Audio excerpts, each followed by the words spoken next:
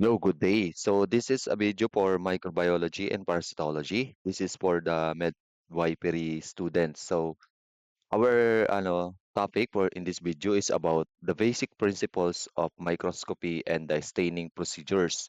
Pero in this video, this is only a part 1. So dito muna tayo sa unang part ng Unit 2. Okay. So let's begin the discussion of Unit 2. So, in our last meeting, napag-usapan natin yung about sa history or development ng microbiology. So, ngayon dito sa video, pag-uusapan natin yung about sa unang fundamentals na mahalaga sa microbiology. So, alam naman natin na ang mga microorganism ay napaka liliit nila. So tinawag silang microorganism because we cannot see them with our unaided eye. Nakikita lang natin sila sa pamamagitan ng microscope. Ano? So, by the way, ang tawag sa ginagamit dito sa mga ito para makita natin itong world na hindi nakikita ng ating normal na mata ay microscope. So, the microscope, si ang nanguna dito pala sa microscope ay si Anton van Leeuwenhoek. So, siya yung pinakang recognized na, wait lang guys. Si Anton van Leeuwenhoek. So, bale, ang pinakang ano dyan ay si Leeuwenhoek. Ito pa yung spelling ng kanyang pangalan, Leeuwenhoek. So, Anton or Anthony van Leeuwenhoek. Doon sa ating history na napag-usapan natin si Leeuwenhoek sa history ng microbiology. 'Di ba siya yung unang nag-term ng tinatawag na nag-coin ng term na animalcules.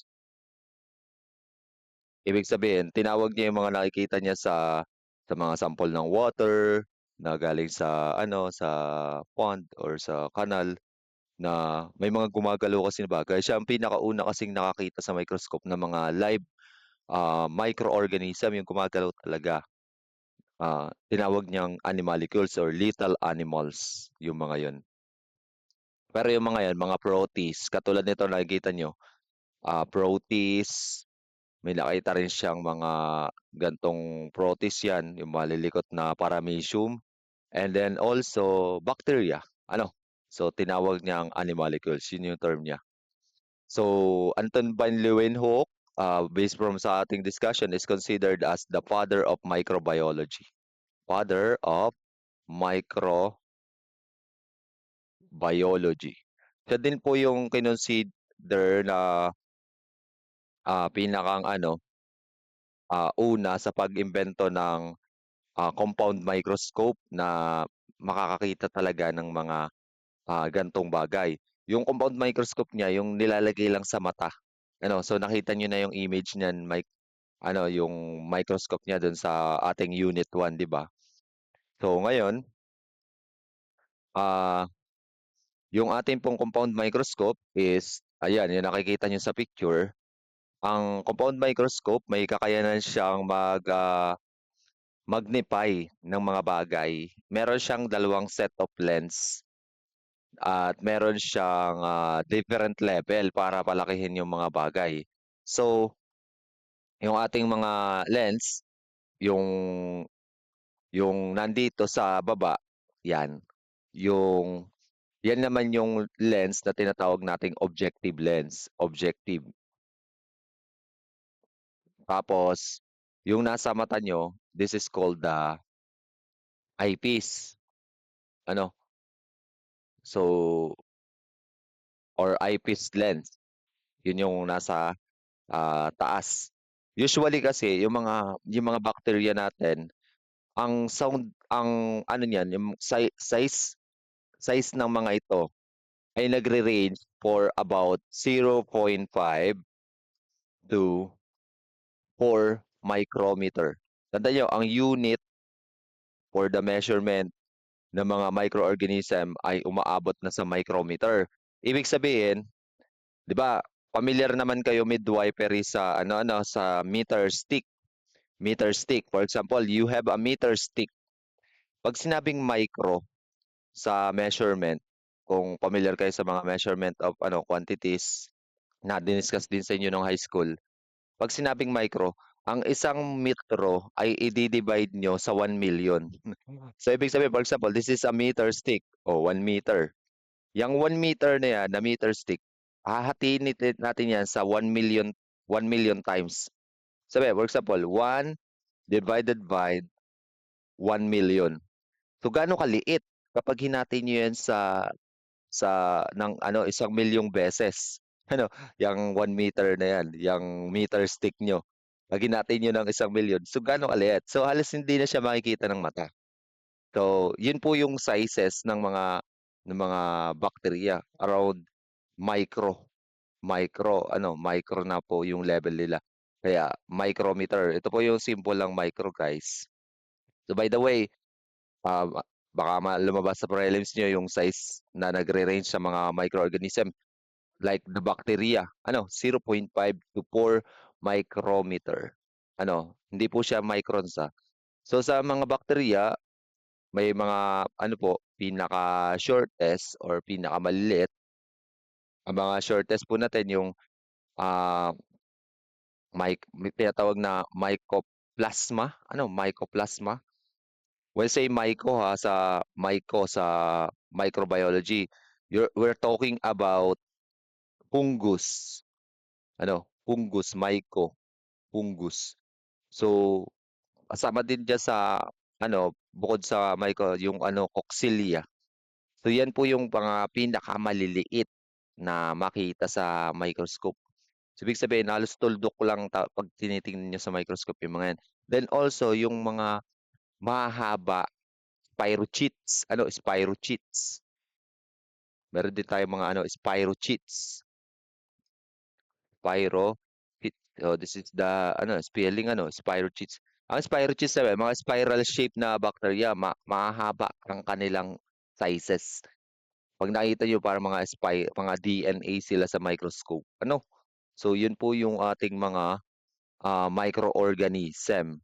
0.5 to 4 micrometers ang kanilang ranges. Yan ang kailangang i-magnify ng ating microscope. Usually po yung eyepiece natin, nagma-magnify siya ng 10 times. Times 10. For example, ito yung size. 0.5 to 4 micrometer. Ito times nyo sa 10. Yung liit na yon. So for example, kung ganito kaliit yung ating ito times natin sa 10. So 10 beses sa ganyan. 1, 2, 3, 4, 5, 6, 7, 8, 9, 10. So from this size, ganito po yung magiging size niya sa microscope. Papalakihan niya ng 10 times, guys. Yun po ibig sabihin ng pag nagbo-multiply tayo ng magnification sa microscope. Tapos yung microscope natin sa objective lens, may tatlo yan ha. Tatlo sa iba, pero doon sa pinakita ko sa inyo microscope sa laboratory, apat. We have the scanning. Ang scanning natin, scanner is times 4, yung kulay red. Yung pinakita ko sa inyo sa laboratory. Tapos ang sunod sa scanner is we have times 10, yung low power objective or the LPO. Usually ang LPO, guys, ay low power objective, ay times 10. Next ay times 40, which is our high power objective, guys. High power. Ito pong mga ito, guys, ay tinatawag itong tatlo na dry objective lens. Dry. When say dry,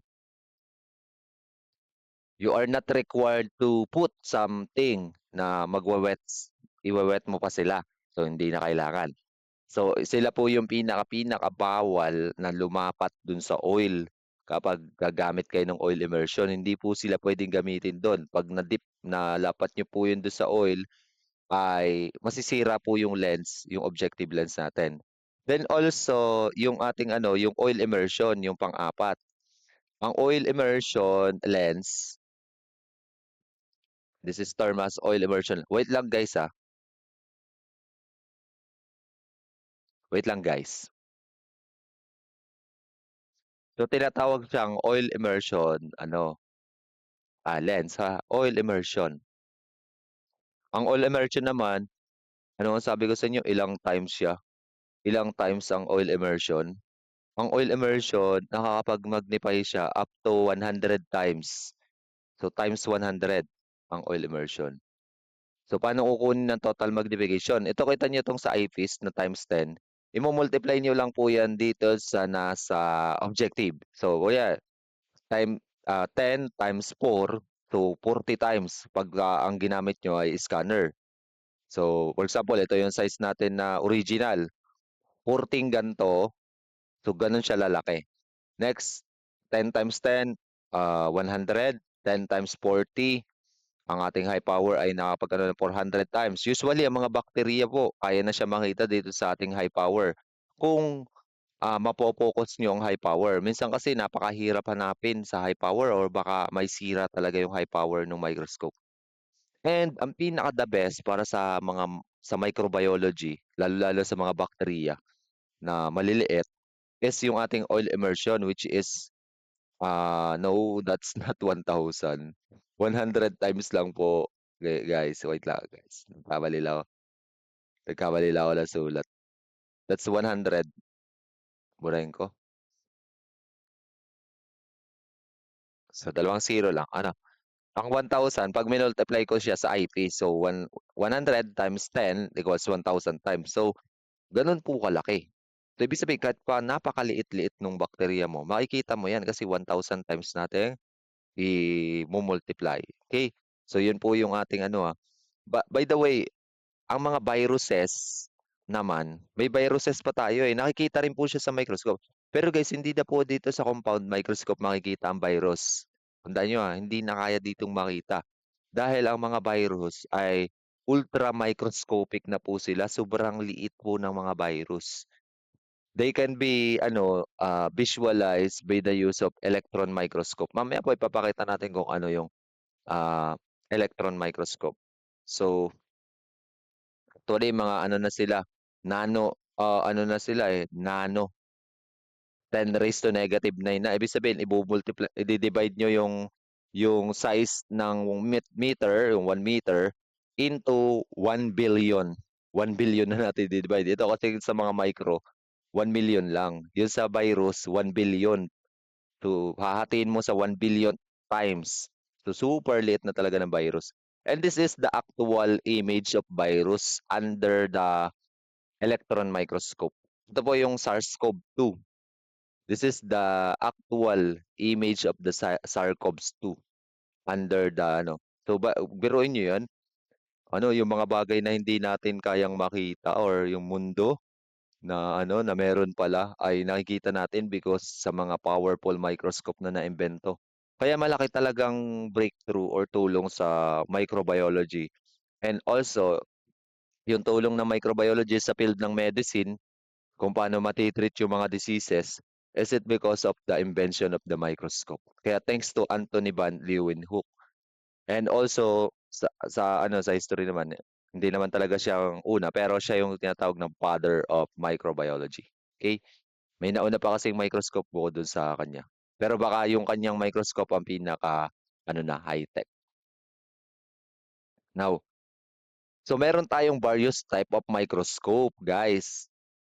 Ang una pong type, yung nakikita nyo sa screen, ang tawag po dyan is the simple dissection microscope. Bale, meron tayo dito uh, around 9 na uri ng microscope na ipapakita din sa video. So, ang una, this is called the simple dissection microscope. Simple. Pag sinabing simple, yan. Gumagamit lang po siya ng light from the surrounding. Light microscope kasi yung mirror. Pero this one is a simple dissection microscope. So, para sa ng simple dissection microscope, ang ang dissection microscope class ay siyempre ginagamit siya sa pagda-dissect ng maliliit na, ano na creature. For example, this one, you want to examine the anatomy of this creature na around 500, malaki-laki na rin siya, mga 500 micrometer. Pero size niya nasa micrometer pa rin ha. For example, this one, a kuto. Meron kasi mga kuto guys or klase ng kuto na na hindi kaya makita basta-basta ng mata natin, yung parang mga makakati sa balat. So, napakaliit niya. Pero pagka nilagay natin sa ano, sa slide tapos tiningnan sa dissection microscope, pwede mong maano, ma-examine yung kanyang morphology kasi papalakihin siya ng dissection microscope. So, pwede natin ma-examine yung internal body niya kahit napakaliit niyang bagay, ano, napakaliit nung creature. Okay? So, ayan po. Yun po yung purpose ng ano, simple dissection microscope. Napunta tayo sa second type. Ito po yung usual na ginagamit natin, compound microscope. When you say compound microscope, ito po yung mga microscope or optical instrument. Wait lang guys, nawala yung aking ano. Ito po yung mga ano, instrument na naggamit ng multiple lenses. Bale, may dalawang lenses ditong pinagko-combine. We have the lens o tinatawag na eyepiece lens, ano, the eyepiece lens. Actually, this one, itong pinapakita ko sa inyo, binocular. Pag sinabing binocular, dalawa po yung kanyang silipan. Pero kung naduduling kayo dito, pwede nyo namang i-adjust, tapos yung isa lang ang tingnan nyo kung naduduling kayo. Okay? Actually, pagka itong dalawang ito, may isa dito na may parang ganto. Yung mga may parang block siya na naguhit. Okay, let me, ano nga, let me, yeah. May parang guhit siya dito, ano, may makikita nyo. Ano yun, locator. Yan, yung ibang ano, compound microscope. Yung ano niya, eyepiece. May nakikita kayong locator. Yun ay para pagka iginagalaw niyo yung inyong ano, nalalaman niyo na nagbabago ng position yung nasa ah, ano niyo, view, yung nasa field. Nagbabago dapat ng position. Kasi minsan, kapag hindi nagbabago ng position yan, ibig sabihin, yung nakikita niyo, hindi talaga yun yung specimen. Hindi talaga yung microorganism. Ang nakikita niyo as yung mga dumi-dumi ng lens mismo. Minsan akala natin nakikita na natin yung pala dumi-dumi lang siya ng lens. Kaya be careful po sa microscopy. Makukulod nyo na yun na agad yung specimen. Pero hindi pala. Ano, so meron po tayong ganito na nakikita rin dito sa ating eyepiece. So wait lang guys, palitan ko lang uli yung ano, yung kulay ng ink na puti. Okay. Next is kaya siya tinawag na compound microscope, combination ng dalawang or lens, ano. So we have the three type of lens. Siyempre the scanner times 4. Yan, inulit-ulit ko na lang para sa inyong prelims. Then we have the times 10. Ano nga yung times 10? Low power objective. Ano nga yung times 40? High power objective. Ito po, tinatawag sila the dry objective lens. Then we have the oil immersion, which can magnify the object up to 100 times. Ito po yung usually ginagamit na sa microbiology. Okay? So pinakita ko na rin sa inyo, dinemo ko na rin kung paano ginagamit ang oil immersion sa actual natin sa laboratory.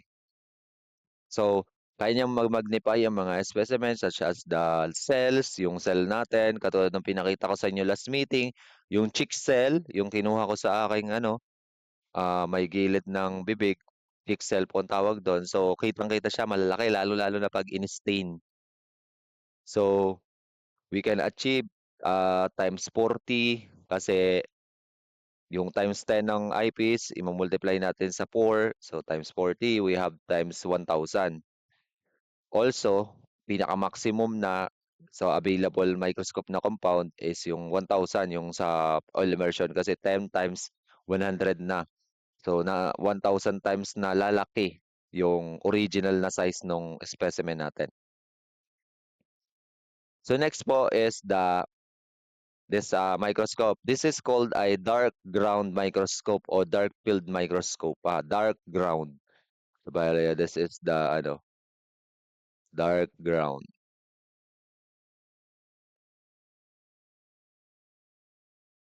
So, the dark ground microscope po, we can view a transparent specimen. Tandaan nyo, so ang ginagawa po nito, ang konsepto niya, may blocker siya may blocker siya ng direct light. So, ang nangyari, nung na-block yung direct light, for example, this is the blocker, tapos i-block niya yung direct light. Di ba, pag ganyan yung light. Tapos, meron dito sa taas naman, condenser. Yung condenser, yung condenser lens, pag tama dun ng light na dito sa gilid, so walang nakapunta na direct light, iko-condense niya yung light dun sa specimen. Ibig sabihin, only the light that is being nandito sa gilid. So wala yung gitna, magiging dark yung paligid ng specimen. Yun lang may scatter na light, ibig sabihin yung may scatter na light, yun lang yung tumatama sa mga transparent object na nandun sa yung specimen. So it will result to the image like this. Selective lang yung tinatamaan. Ibig sabihin ng selective lang, hindi tinatamaan yung background nila ng light kasi blinak nitong tinatawag na blocker. Direct light blocker sa microscope. So ang design niya may blocker 'yan sa ilalim. Tapos hindi tumatama yung direct light kaya nagiging dark field. So nakaka-illuminate tayo, nakakakita tayo ng mga unstained. Tama, ang purpose yun ay sa mga unstained. Kasi alam nyo, may mga sensitive na specimen na na na kaya dapat na-o-observe natin sila sa normal morphology, yung normal na itsura nila. Pero nung nilagyan mo yung stain, parang nagbabago yung shape ng mga cell. So, yun, may mga ganong specimen, very sensitive. Kasi lalo na kung ang ating pang fix ay methanol or heat. So, hindi sila pwedeng gamitan nun. So, magugulo yung kanyang itsura. So that's why this one is very essential kapag unstained yung ating lalo na transparent sila, ano. So, ibig sabihin nito, only those light na nasa gilid or yung ini-scattered ng condenser. Pag sinabing condenser, kino-condense niya yung light, inaano niya, kinokon, ano daw dun?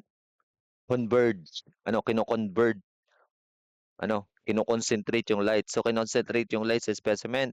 Then, yung mga tumatama lang na light, dun sa mga nagtatrap sa kanya. Kunyari, this one is the cell. Tapos, siyempre, selective lang yung light. Pag tinamaan kasi yan, guys, ng liwanag, may illuminate yan. Yun, like nang nakikita nyo sa ilalim. Then yung background niya, walang liwanag na napunta. Wala liwanag, kaya dark yung background. So, then po nagwo-work ang ah, dark ground microscope or dark field microscope. Ano? So, napakaganda sana Omega dyan. So, ito po yung illustration na.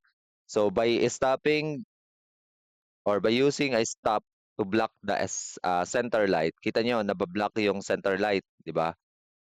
So, yung direct light hindi nakaka-enter sa ating objective lens. So, that's why nagiging dark yung background like yung nakikita nyo ngayon dito. Okay? So, that is the dark ground microscope. So, wag malilito pag tinanong sa exam. Next po. We have this microscope. Ang tawag naman dito sa microscope na gantong itsura, this is phase contrast. Phase contrast microscope, guys. Phase contrast. Ang phase contrast microscope, ito po ay isang optical modification of the bright field. Yung bright field microscope, guys, yung yung usual na nakikita natin sa laboratory, yung dinemo ko sa inyo, bright field yun. Kasi bright po yung background tapos kailangan pag bright ang background ini-stain yung 'di ba para makita natin. Kasi pag puti yung background tapos transparent yung hindi niyo makikita yun kaya ini-stain. Unlike sa dark ground kaninang pinakita ko sa inyo. So dito naman sa phase contrast, the same rin siya principle ng dark ground.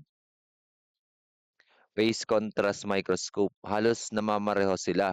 So ang din po niya ay unstained din. Maganda po 'tong gamitin din parang katulad sa dark ground, sa mga organism na need nating i-observe ng buhay yung kanilang activity.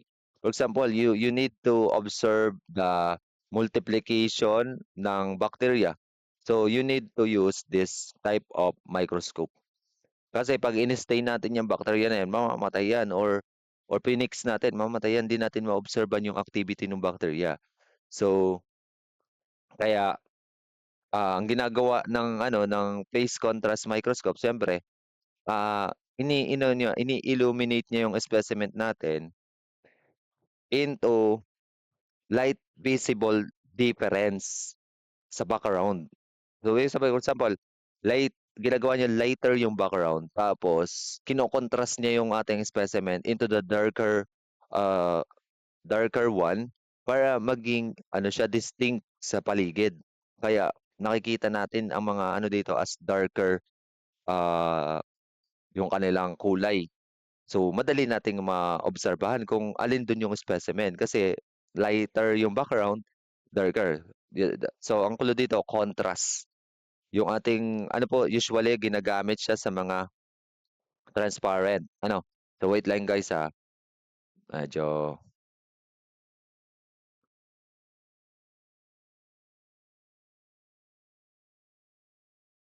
So, sa ganyang paraan po talaga magiging ano, visible yung ating specimen. Ano?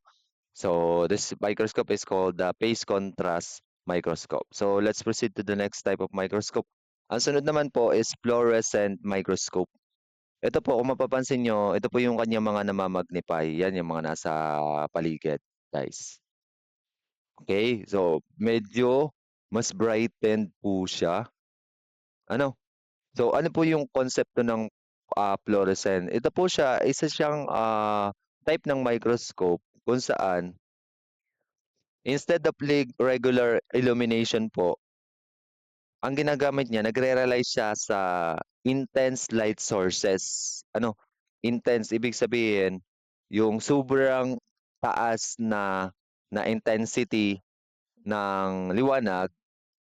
Tapos, ang nangyayari, example po nung ano, yung intense light sources is the mercury lamp at saka yung mga LEDs, specialized LEDs, ano, na nakakabit dito. So, ah ini-illuminate niya po yung mga target and isolate the emitted light producing high contrast. So, bale, yung emitted light po, 'di ba, for example, nag-emit siya ng liwanag, tatama dito sa mga 'to. So, ginagawa niya sa light, ina-isolate niya yung mga light ray. Then, yung super single light ray, ano, yung pinaka light ray, yun lang po yung tatama dun sa ating specimen. Then, it will produce a highly contrast image. And same thing din po sa dark ground, sa dark ground microscope. Dark din po yung ground niya. Pero ang pagkakaiba lang po ng ano, ng fluorescence microscope. This is called the fluorescence microscope, guys. This is the spelling ano. FLUO. Yan, fluorescent. Ang pagkakaiba lang po kung makikita nyo, very bright ang kulay. Hindi katulad doon sa ano sa dark ground microscope, usually black and white. Pero ito po depende po kasi sa liwanag na patatamain natin. So gumagamit siya ng konsepto ng phosphorescence, ano. So, 'yan po yung ano natin, microscope. So, ang atin pong mga specimen dito, it appears glowing, glowing in the dark. Ano, kaya talagang magandang i-observe yung kanyang ano. And then also, as well, katulad din po ng dark ground microscope, sila din po ay unstained. Hindi natin sila gagamitan ng stain. Ang nag-i-stain sa kanila yung mismong liwanag. Ano? So, mismong liwanag. Ang tawag ay fluorescent dyes. Ano? Fluorescent dyes. So, pag tinamaan sila ng mismong liwanag, makukulayan na sila. So, ang ginagawa nito, ini-emit niya yung light na may lower at longer wavelength to ano, kasi yung white light naman 'di ba pag pinaghiwa-hiwalay niyo yun, iba-iba ang kulay. Iba-ibang kulay, 'di ba? Yung Roy G. Biv, yung rainbow. So, yun yung ginagawa niya, sine-separate niya yung different colors in its wavelength, then, depende sa kulay ang mag-a-appear ang ating, ah, specimen. Live specimen din po ito, hindi po pinapatay ang specimen dito para maobserbahan niyo rin yung kanilang, activities at saka, morphology, okey. For the next microscope, ayan pa-high-tech, this is called the interference microscope, guys. Interference microscope. Interference. Ano naman itong interference microscope? Ang interference microscope, guys, ito ay isang advanced optical na microscope na po na ginagamit din para sa mga transparent at saka semi-transparent na specimen. So, mine-measure po niya yung surface topography, yung pinakang ano talaga, shape nung ating specimen. Makikita natin dito sa interference microscope. So, paano siya nagwo-work? It works by splitting a light beam into a simple beam and reference beam. Basta yung term natin dito, ini-split niya yung light beam sa sample beam and reference beam. So, I don't have an illustration kung paano yung nangyayari doon. Hindi ko na ano yan, nalagay dito sa slide. Pero that's it. Ini-split po niya yung light beam into sample beam and reference beam. Then, nire-recombine. For example, this is a light beam. And yung may mechanism po siya na mase-separate po siya into reference beam and sample beam. Then, nire-recombine po uli yung dalawang light beam na yon to create interference pattern. Pag sinabing interference, nagsasagupan po yung light. Nagsasagupan, pinagtatama po. Pag nagtama po yan, may interference pattern based on the difference in thickness and refractive index. Kaya kasi meron pa tayo ditong tawag dito, parang ano din, condenser. So, depende po sa thickness and refractive. Pag sinabi refractive index, yung level ng pagbe-bend ng light. Kunyari, ganito lang yung bending niya. Yan, from this ano, tas ganyan. So, may sarili siyang ano, ah, interference pattern. Pag nag-interfere yung dalawang light, may sarili siyang interference pattern. Then pag sobrang laki ng bending, may sarili din siya. And those ano will help to visualize a transparent and semi-transparent object. By the way, ang ano po natin dito, object, ay may kulay din. Tapos kung mapapansin nyo, hindi na siya dark ground, guys. Hindi po siya dark ground. Ano? So, kita nyo, 'di ba? So, for example, this one is a ano, algae. I think algae to kasi green, no? It's a type of proteus. So, kaya nating ma-visualize, guys, because of this interference microscope. Ang ano po dito, clue word, ini-split yung light beam into reference beam and sample beam. Then, pinagre-recombine uli sila para mag-create ng interference pattern. Yung interference pattern, yun yung nagke-create ng gantong image sa ating mga specimen. Usually, ginagamit po siya sa transparent and semi-transparent specimen. And ma-observe natin yung kanilang activity and morphology ng mayas, yung surface topography nila. And this one is electron microscope. Ano po, ito po yung sabi ko sa inyo kanina, kahit virus, kaya na nito makita. Yung virus na nasa angstrom na or i-divide nyo na sa billion, ano, 10 raised to negative 9. Oh, i-divide nyo na sa 1 billion ang 1 metro. Ganun kaliit yung kaya niyang makita. And also, it can have, wait lang, malagay natin pangalan electron microscope na po ang tawag dyan electron. So, tandaan niyo po yung itsura ng ano, mga microscope na pinapresent dito ni Sir kasi baka ipa-identify po ito sa inyo sa prelim exam. Ano? So, it can magnify up to 10 million times. 10 million. So, ganyan po kalupit ang kanyang kayang i-magnify. So, ibig sabihin, ang electron microscope po, this is, one, ang kanya pong ano, hindi po yung normal light na ang ginagamit niya ha, hindi normal light. Ang ginagamit niya is accelerated electron guys. Accelerated electron. Yung electron po, 'di ba subatomic particle 'yan, mas maliit pa kaysa sa atom. So rather than visible light, it use or it it shots accelerated electrons. Ano? So, ang electrons po, meron po siyang much more shorter wavelength. Tanda yun, yung iba kasing microscope na pinakita ko sa inyo kanina, nagre-rely sa wavelength ng light. So, shorter wavelength po siya than photons. Yung photons po, yun yung matatagpuan sa visible light. So, since shorter wavelength niya, mas precise at mas napakaliit na kaya niyang ma-hit. Pagliit po kasi ng wavelength ng light, pagliit din po ng kaya niyang tamaan. Kaya, ah, talagang the best. Ano, at ang mga makikita dito, example po, mga makikita, kaya na pong makita dito ang atom. 'Di ba ang atom, building blocks ng matter, ano, tas building blocks ng mga cell, building blocks ng virus, 'yun na yung pinakamaliit.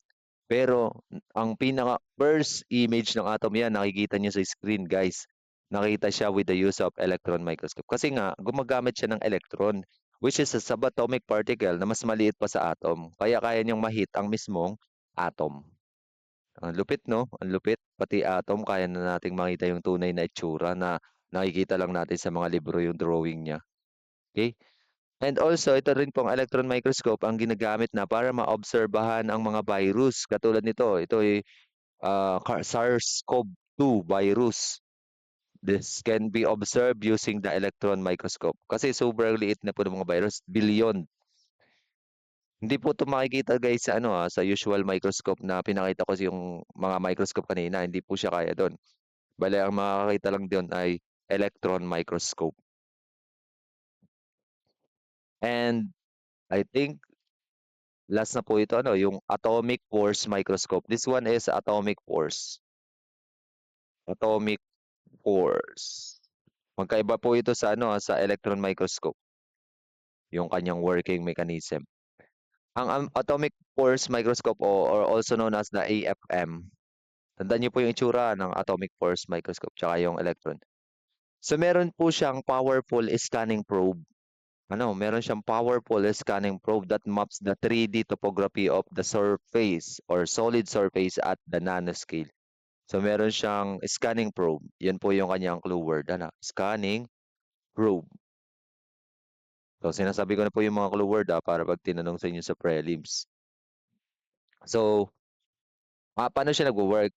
Nagwo-work siya by filling a sample with a ultra-sharp tip mounted on a flexible cantle cantilever using a laser to detect microscopic bending. So, super sharp po, ultra sharp tip mounted. Tapos dun ini-emit yung light. It provides sub-nanometer resolution without needing a vacuum. So, ito po ay example po ng image na kaya nang makita ng atomic force microscope. I think baka ito ay mas improve pa o mas advanced pa kaysa sa electron microscope. Kasi ito, matik mo yun, na-observe natin ang molecule. So this is an image of a molecule, first molecule that can be seen using the microscope.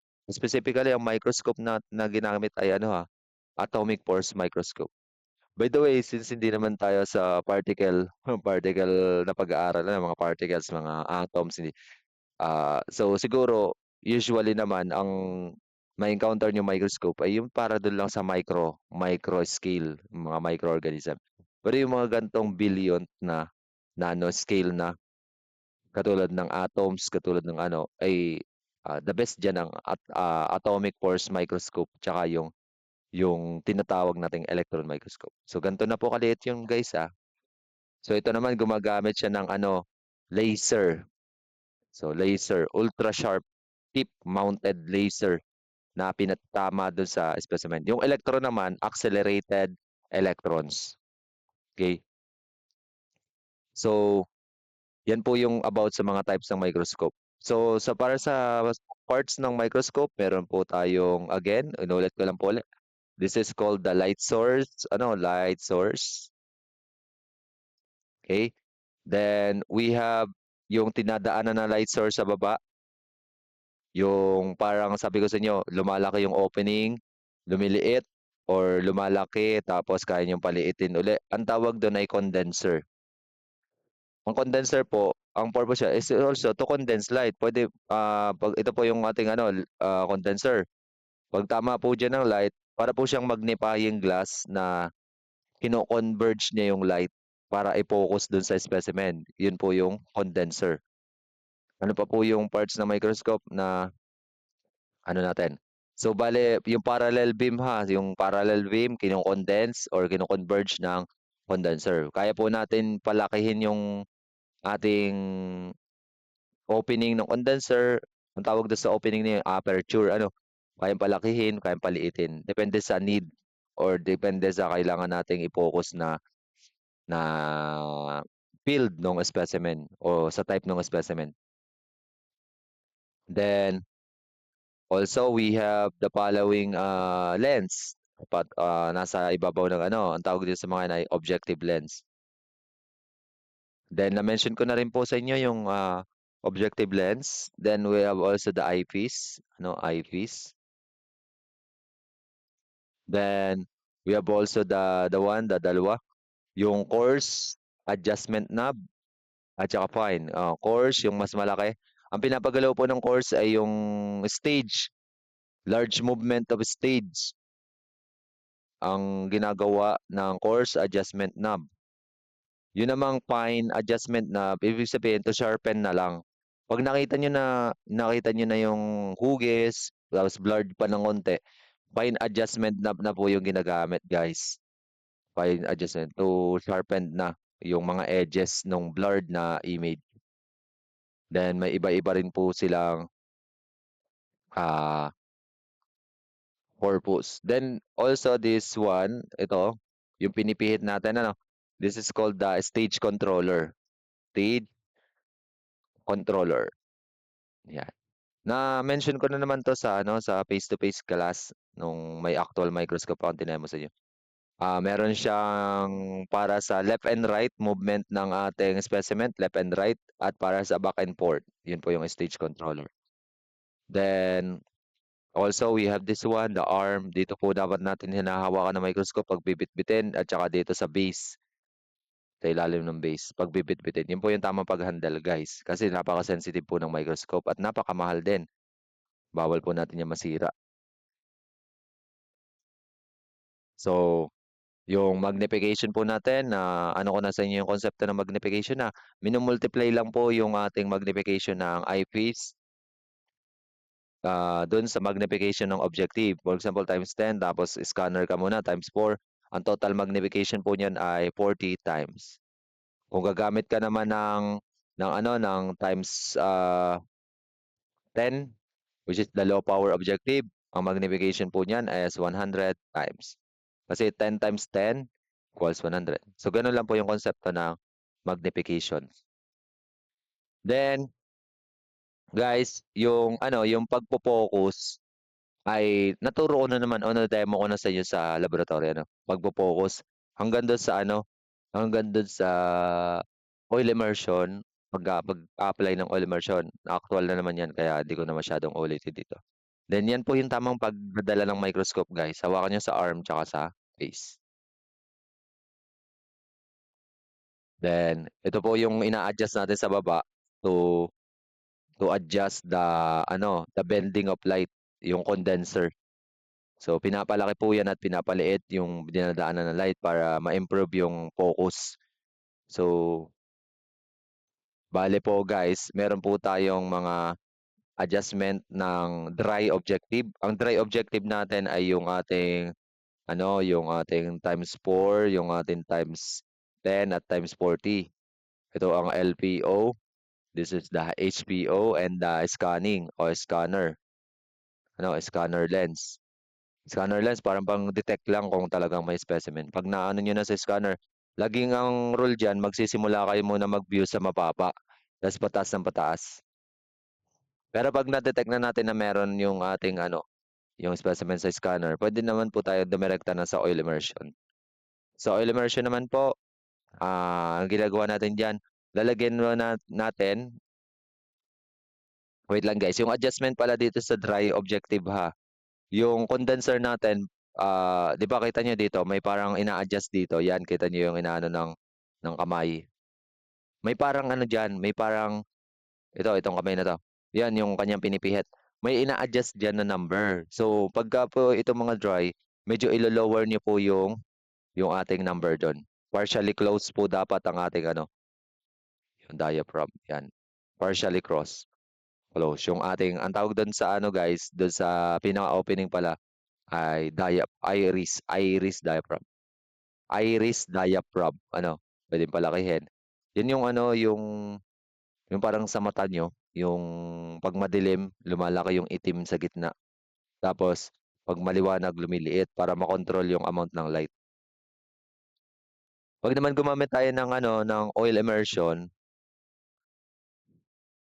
i-a-adjust niyo naman po siya, papalakihin niyo.